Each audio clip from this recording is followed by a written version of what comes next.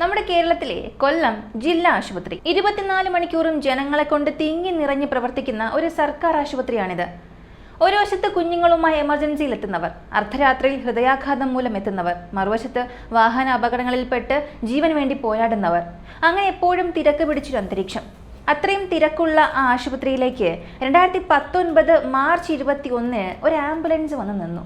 അതിൽ നിന്നിറങ്ങിയ auto driver ആശുപത്രി അധികൃതരോട് വളരെ പരിഭ്രാന്തതയോടെ പറഞ്ഞു, സാർ അയൽപ്പക്കത്ത് ഒരു സ്ത്രീ തലകറങ്ങി വീണു, ജീവന് വേണ്ടി പോരാടുകയാണ്, എങ്ങനെയെങ്കിലും അവരെ രക്ഷിക്കണം.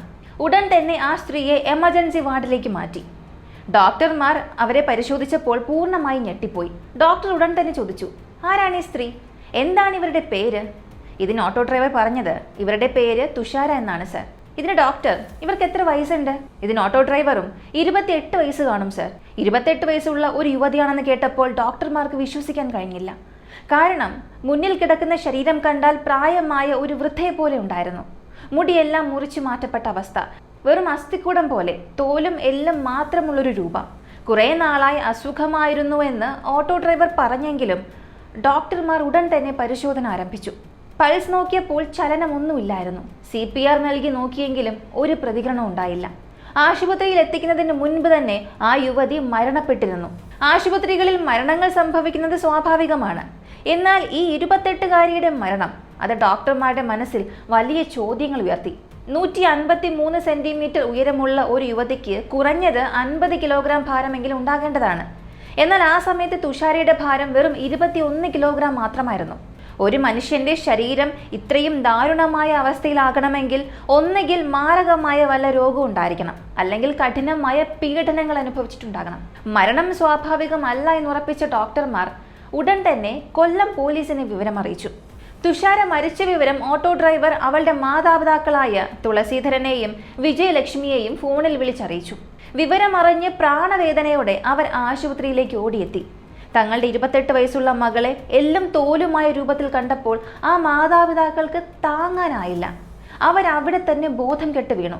തങ്ങളുടെ മകളെ ആരോ ക്രൂരമായി കൊലപ്പെടുത്തിയതാണെന്ന് ആരോപിച്ച് മാതാപിതാക്കളും കൊല്ലം പോലീസ് സ്റ്റേഷനിൽ ഒരു പരാതി നൽകി. സൗന്ദര്യമുള്ള ഒരു പെൺകുട്ടിയിൽ നിന്നും വെറും 21 കിലോ മാത്രം തൂക്കമുള്ള ഒരു അസ്ഥിക്കൂടമായി തുഷാര എങ്ങനെ മാറി? ആരാണ് അവളോട് ഈ ക്രൂരത ചെയ്തത്? കേൾക്കുന്ന ഏതൊരു മനസ്സിനെയും ഉലയ്ക്കുന്ന ഒരു യാഥാർത്ഥ്യമാണ് ഈ കേസിന് പിന്നിലുള്ളത്.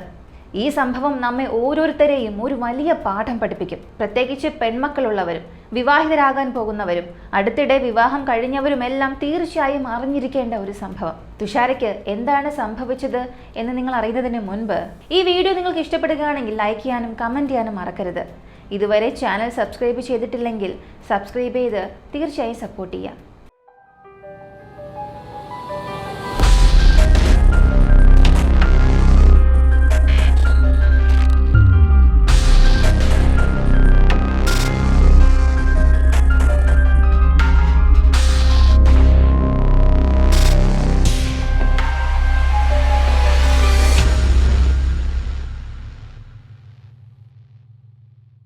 തുഷാരയുടെ ജീവിതത്തിൽ എന്താണ് സംഭവിച്ചത് എന്ന് മനസ്സിലാക്കണമെങ്കിൽ നമ്മൾ കുറച്ചധികം വർഷങ്ങൾ പിന്നോട്ട് സഞ്ചരിക്കണം. കൊല്ലം ജില്ലയിലെ കരുനാഗപ്പള്ളിക്കാരിയായിരുന്നു തുഷാര.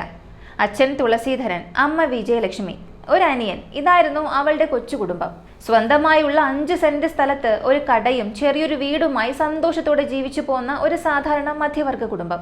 തുഷാര വളർന്ന് വിവാഹപ്രായമായപ്പോൾ മാതാപിതാക്കൾ അവൾക്കായി ആലോചനകൾ തിരഞ്ഞു തുടങ്ങി. എന്നാൽ പോകുന്ന ഇടങ്ങളിലെല്ലാം വൻ തുക സ്ത്രീധനം ചോദിച്ചതിനാൽ പല ആലോചനകളും മുടങ്ങിപ്പോയി.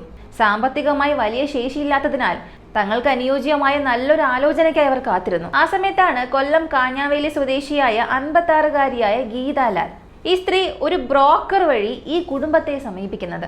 എൻ്റെ മകൻ ചന്തുലാലിന് വേണ്ടിയാണ് പെണ്ണ് തിരയുന്നത്. നിങ്ങളുടെ മകളുടെ ഫോട്ടോ കണ്ടു, ഞങ്ങൾക്ക് വളരെ ഇഷ്ടപ്പെട്ടു. തുഷാരയുടെ വീട്ടുകാർ അന്വേഷിച്ചപ്പോൾ തടസ്സങ്ങളൊന്നും കണ്ടില്ല. തുടർന്ന് ചന്തുലാലും അമ്മ ഗീതാലാലും പെങ്ങൾ ഉൾപ്പെടെയുള്ള ബന്ധുക്കളും ചേർന്ന് തുഷാരയെ കാണാൻ വീട്ടിലെത്തി. ആദ്യ കാഴ്ചയിൽ തന്നെ ചന്തുലാലിന് തുഷാരയെ ബോധിച്ചു. വിവാഹത്തിന് താല്പര്യമുണ്ടെന്ന് അവൻ അറിയിച്ചു.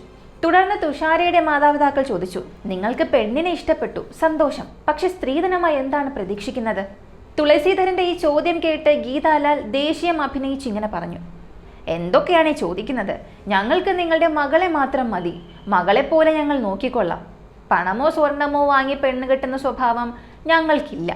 സ്ത്രീധനമൊന്നും വേണ്ട എന്ന് കേട്ടപ്പോൾ തുഷാരയുടെ മാതാപിതാക്കൾക്ക് വലിയ സന്തോഷമായി. തങ്ങളുടെ മകൾക്ക് ദൈവമായി തന്ന നല്ലൊരു ആലോചനയാണെന്ന് അവർ കരുതി. അങ്ങനെ ബന്ധുക്കളുടെ സാന്നിധ്യത്തിൽ തുഷാരയുടെയും ചന്തുലാലിന്റെയും നിശ്ചയം വളരെ ഭംഗിയായി നടന്നു.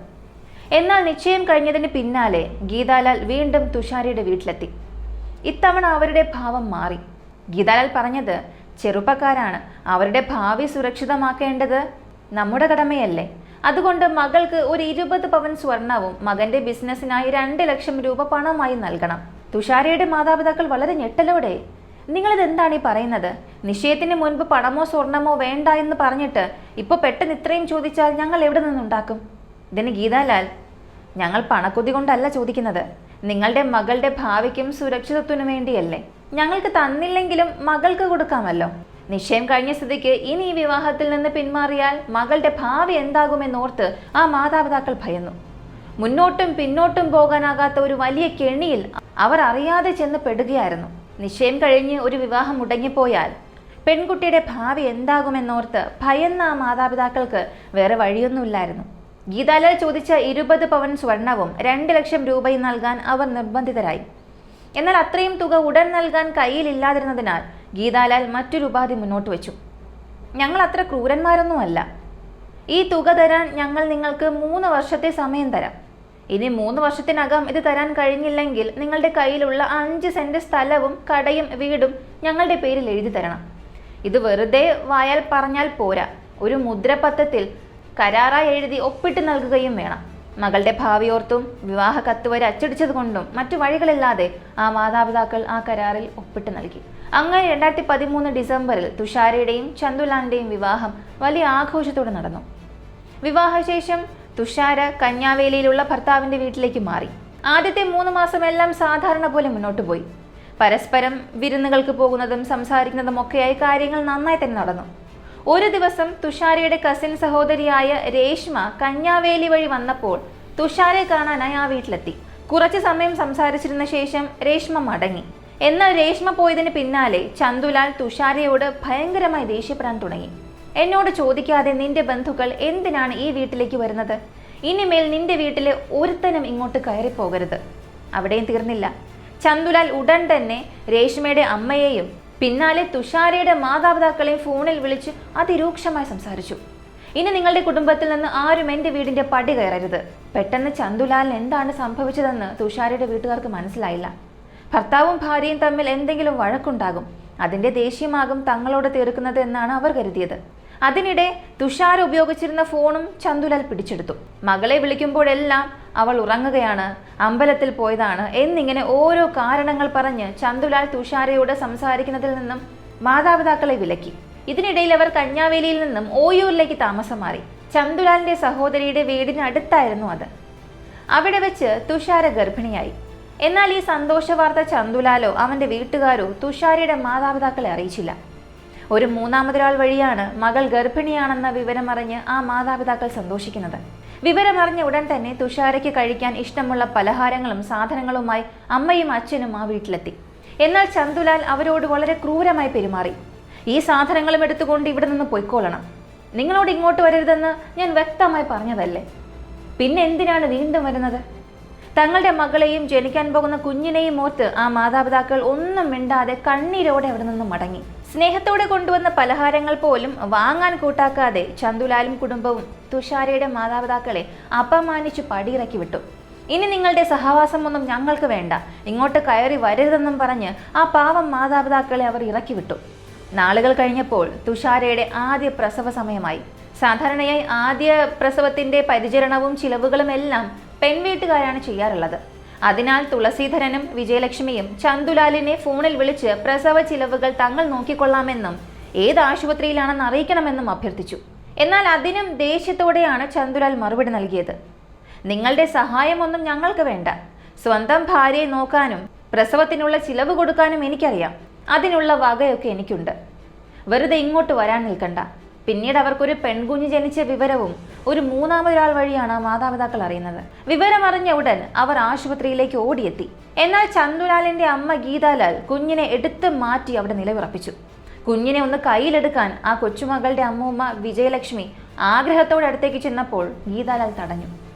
ഇല്ലില്ല, കുഞ്ഞിനെ നിങ്ങളുടെ കയ്യിൽ തരാൻ പറ്റില്ല. കുഞ്ഞിന് ഇൻഫെക്ഷൻ വരും. ഡോക്ടർ ആരുടെയും കയ്യിൽ കൊടുക്കരുതെന്നും ഞാൻ മാത്രം സൂക്ഷിച്ചാൽ മതിയെന്നുമാണ് പറഞ്ഞിരിക്കുന്നത്. അങ്ങനെ സ്വന്തം ആദ്യത്തെ കൊച്ചുമകളെ ഒന്ന് തൊടാനോ അടുത്ത് കാണാനോ പോലും ആ മാതാപിതാക്കൾക്ക് അവസരം ലഭിച്ചില്ല. കുഞ്ഞിന് 1 വയസ്സായപ്പോൾ ഒരു ദിവസം തുഷാര അമ്മയെ ഫോണിൽ വിളിച്ചു. വിങ്ങി പൊട്ടിക്കൊണ്ട് അവൾ പറഞ്ഞു, അമ്മേ, ഇവിടെ എന്താണ് നടക്കുന്നതെന്ന് എന്നോട് വിശദമായി ചോദിക്കരുത്. എനിക്കൊന്നും പറയാൻ വയ്യ. പക്ഷെ ഒരു കാര്യം ഞാൻ പറയാം. കല്യാണ സമയത്ത് നിങ്ങൾ ഇവർക്ക് വാഗ്ദാനം ചെയ്ത ആ സ്വർണവും പണവും എത്രയും വേഗം നൽകാൻ വഴിയുണ്ടാക്കണം. എന്നാലേ എൻ്റെ ജീവിതം നന്നായി മുന്നോട്ട് പോകൂ. അപ്പോഴാണ് മാതാപിതാക്കൾക്ക് കാര്യം മനസ്സിലായത്. വാഗ്ദാനം ചെയ്ത 20 പവൻ സ്വർണവും 2 ലക്ഷം രൂപയും കൊടുക്കാത്തത് കൊണ്ടാണ് മകളെയും തങ്ങളെയും അവരിങ്ങനെ പീഡിപ്പിക്കുന്നത്. 3 വർഷത്തെ സമയം പറഞ്ഞിരുന്നെങ്കിലും 1 വർഷത്തിനുള്ളിൽ തന്നെ അവർ മകളെ മാനസികമായി ഞെരുക്കുകയായിരുന്നു. സ്വർണവും പണവും എങ്ങനെയെങ്കിലും സംഘടിപ്പിച്ച് നൽകാമെന്ന് മാതാപിതാക്കൾ തുഷാരയ്ക്ക് വാക്ക് നൽകി. നാളുകൾ കഴിഞ്ഞപ്പോൾ തുഷാര 2ാമതും ഗർഭിണിയായി. ഇത്തവണ തുഷാര തന്നെയാണ് അമ്മയെ വിളിച്ചത്. അമ്മേ, ഞാൻ 2ാമതും ഗർഭിണിയാണ്. എനിക്ക് പണ്ടത്തെ പോലെ നല്ല പലഹാരങ്ങളൊക്കെ കഴിക്കാൻ കൊതിയാകുന്നു. ചെറുപ്പത്തിൽ ഞാൻ ആശയോടെ കഴിക്കാറുള്ള ആ പലഹാരങ്ങളൊക്കെ എനിക്ക് ഉണ്ടാക്കിക്കൊണ്ട് തരുമോ അമ്മേ? ഫോണിന്റെ മറുതലയ്ക്കിൽ ആ അമ്മയുടെ കണ്ണുകൾ നിറഞ്ഞൊഴുകി. കല്യാണം കഴിഞ്ഞതിന് ശേഷം മകൾ ആദ്യമായാണ് ഒരു കാര്യം ആഗ്രഹിച്ചു ചോദിക്കുന്നത്. മകൾക്ക് ഇഷ്ടപ്പെട്ട പലഹാരങ്ങളെല്ലാം ഒരു വലിയ കുട്ടയിലാക്കി അമ്മയും അച്ഛനും ഓടിയെത്തി. ഭാഗ്യവശാൽ ആ സമയം ഭർത്താവോ അമ്മായിയമ്മയോ വീട്ടിലുണ്ടായിരുന്നില്ല. തനിച്ചായ ആ നിമിഷത്തിൽ തുഷാര മാതാപിതാക്കളുടെ മുന്നിൽ വെച്ച് പൊട്ടിക്കരഞ്ഞു. അമ്മേ, എന്നെ ഇവർ ഇവിടെ ക്രൂരമായി ഉപദ്രവിക്കുകയാണ്. ആ സ്വർണവും പണവും എങ്ങനെയെങ്കിലും ഒപ്പിച്ചു നൽകമ്മേ. മാതാപിതാക്കൾ സങ്കടപ്പെടരുതെന്നും കരുതി പീഡനങ്ങളുടെ കൂടുതൽ വിവരങ്ങളൊന്നും അവർ തുറന്നു പറഞ്ഞില്ല. അവർ സംസാരിച്ചു കൊണ്ടിരിക്കെ അപ്രതീക്ഷിതമായി ചന്തുലാലും അമ്മയും അങ്ങോട്ടേക്ക് കയറി വന്നു. ഭയന്നു വിറച്ച തുഷാരയുടെ മുഖഭാവം കണ്ടപ്പോൾ തന്നെ എന്തോ പരാതി പറഞ്ഞതാണെന്ന് ചന്തുലാലിന് മനസ്സിലായി. അവൻ ദേഷ്യത്തോടെ അലറി, നിങ്ങളോട് ആരാ ഇങ്ങോട്ടേക്ക് വരാൻ പറഞ്ഞത്? മകൾ 2ാമതും ഗർഭിണിയല്ലേ മോനെ? അവൾക്കിഷ്ടമുള്ള ആഹാരം കൊണ്ടു തന്നതാണ് എന്ന് അമ്മ വിജയലക്ഷ്മി താണ് കേണ് പറഞ്ഞെങ്കിലും ചന്തുലാൽ കേട്ടില്ല. എൻ്റെ ഭാര്യയ്ക്ക് വേണമെങ്കിൽ ഞാൻ വാങ്ങി നൽകും. നിങ്ങളുടെ ആഹാരമൊന്നും ഇവിടെ ആവശ്യമില്ല. ആശയോടെ കൊണ്ടുവന്ന ആഹാര സാധനങ്ങൾ വലിച്ചെറിഞ്ഞ് ആ മാതാപിതാക്കളെ വീണ്ടും അവർ ആ വീടിന് പുറത്തേക്ക് തള്ളിയിറക്കി. ആദ്യ പ്രസവത്തിന്റെ അനുഭവങ്ങൾ മാറ്റി നിർത്തി 2ാമത്തെ പ്രസവ ചിലവുകളെങ്കിലും തങ്ങൾ നോക്കാമെന്ന് വിചാരിച്ച് മാതാപിതാക്കൾ വീണ്ടും ചന്തുലാലിനെ ഫോണിൽ വിളിച്ചു. എന്നാൽ അതിനും ചന്തുലാലിന്റെ പ്രതികരണം ക്രൂരമായിരുന്നു. ഞാൻ മുൻപേ പറഞ്ഞിട്ടുള്ളതാണ്, നിങ്ങളുടെ സഹവാസം ഒന്നും എനിക്ക് വേണ്ട. ഇനിമേൽ എന്നെയോ എൻ്റെ കുടുംബത്തെയോ നിങ്ങൾ വിളിക്കരുത്. പിന്നീട് തുഷാര 2ാമതൊരു പെൺകുഞ്ഞിന് ജന്മം നൽകിയ വിവരവും മാതാപിതാക്കൾ അറിഞ്ഞതേയില്ല. ഫോൺ പിടിച്ചുവെച്ചും വീട്ടിൽ കയറ്റാതെ അടിച്ചിറക്കിയും തുഷാരയെ മാതാപിതാക്കളിൽ നിന്നും അവർ പൂർണ്ണമായി ഒറ്റപ്പെടുത്തി. സ്വന്തം മകൾക്ക് എന്ത് സംഭവിക്കുന്നു എന്ന് പോലും അറിയാതെ ആ മാതാപിതാക്കൾ പ്രാർത്ഥനയോടെ ദിനങ്ങൾ തള്ളി നീക്കി. അതിനിടയിലാണ് അപ്രതീക്ഷിതമായി ആ അയൽവാസിയായ ഓട്ടോ ഡ്രൈവറുടെ ഫോൺ കോൾ എത്തുന്നത്. നിങ്ങളുടെ മകൾ മരിച്ചുപോയി, ഉടൻ ആശുപത്രിയിലേക്ക് വരണം. തുഷാരയുടെ മരണത്തിൽ ദുരൂഹതയുണ്ടെന്ന് കാണിച്ച് മാതാപിതാക്കളും ആശുപത്രി അധികൃതരും പോലീസിൽ പരാതി നൽകി. സ്ത്രീധന പീഡനം, ഭീഷണിപ്പെടുത്തി കരാർ ഒപ്പിടിയിക്കൽ, മകളെ കാണാൻ അനുവദിക്കാത്തത് തുടങ്ങിയ എല്ലാ വിവരങ്ങളും മാതാപിതാക്കൾ നൽകിയ പരാതിയിലുണ്ടായിരുന്നു. തുടർന്ന് വന്ന പോസ്റ്റ്മോർട്ടം റിപ്പോർട്ട് കേസ് അന്വേഷണത്തിൽ നിർണായകമായി. പരിശോധന നടത്തിയ ഫോറൻസിക് ഡോക്ടർമാർ പറഞ്ഞത് തങ്ങളുടെ ഈ സർവീസ് ജീവിതത്തിൽ ഇത്രയും ദാരുണമായ ഒരു മൃതദേഹം കണ്ടിട്ടേയില്ല എന്നാണ്. പോസ്റ്റ്മോർട്ടം റിപ്പോർട്ടിലെ പ്രധാനപ്പെട്ട വിവരങ്ങൾ ഇതൊക്കെയാണ്. തുഷാരയുടെ ആമാശയം പൂർണ്ണമായും ശൂന്യമായിരുന്നു. ദിവസങ്ങളോളം ഒരു തരി ആഹാരം പോലും ഉള്ളിൽ ചെന്നിട്ടില്ല.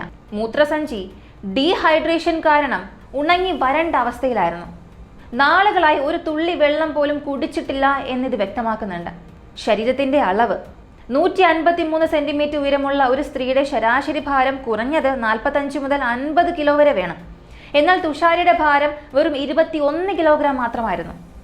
അരക്കെട്ടിന്റെ അളവ് അത് സാധാരണ 80-90 സെന്റിമീറ്റർ ഉണ്ടാകേണ്ട സ്ഥാനത്ത് വെറും 40 സെന്റിമീറ്റർ. ഇനി തുടയുടെ അളവ് 60 സെന്റിമീറ്റർ വേണ്ട സ്ഥാനത്ത് വെറും 20 സെന്റിമീറ്റർ.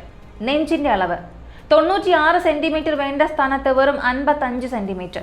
അതായത് ഒരു 100 ദിവസം കാട്ടിലോ മരുഭൂമിയിലോ വെള്ളമോ ആഹാരമോ ഒന്നും ഇല്ലാതെ അകപ്പെട്ടു പോയ ഒരു മനുഷ്യൻ എങ്ങനെ മെലിഞ്ഞു ഉണങ്ങി മരണപ്പെടുമോ അതേ അവസ്ഥയിലായിരുന്നു തുഷാര.